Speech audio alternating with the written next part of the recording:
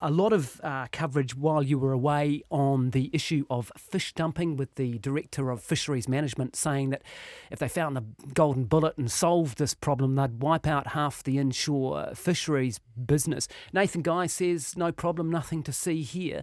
Who's right? Oh, look, I think Nathan's right, and I don't think you could quite go as far as say nothing to see here. I think what you can see is that practices are dramatically improving. They're now putting observers on every boat, cameras on every boat, all of these things. The problem, I think, came about when, I think it was called Project Achilles, but the particular one where they didn't prosecute. Mike Heron, when he did the review, said, look, in principle, they should have.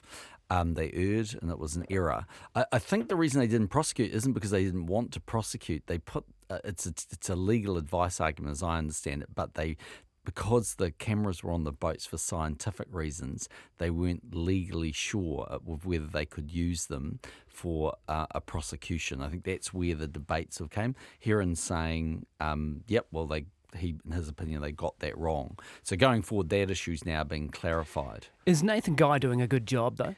I do think he is. Look, this is an industry where, for the most part, most of the players do want to play by the rules. And the reason for that is that they operate under the quotable management system.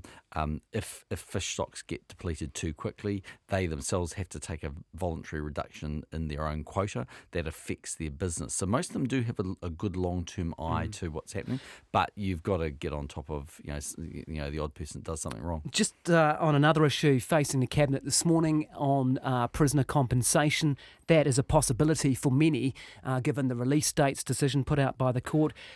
Are you in favour of possibly changing the law to stop compensation going ahead and retrospectively bringing in legislation to do that? Well, firstly, I just don't 100% know how far we'll get with that today, because Judith Collins actually rang me yesterday, told me she's croaking, she sounds terrible, she's got the flu. Oh, okay. So that's not helping so much in day one. But the real issue here is there were successive court cases, as I understand it, and the successive court cases found in favour of the way that the Corrections Department were administering the release dates.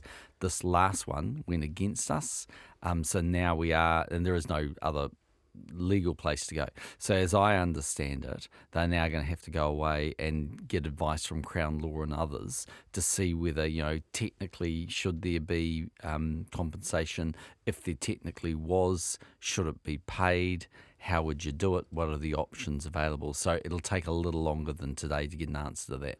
Are you ruling out a reshuffle this year? Cabinet reshuffle? Yeah, it's not my expectation this year. I mean, may well be next year. There's bound to be a few ministers that retire, and we haven't always been entirely consistent the way we dealt with that. Simon Power stayed in Cabinet the whole way through.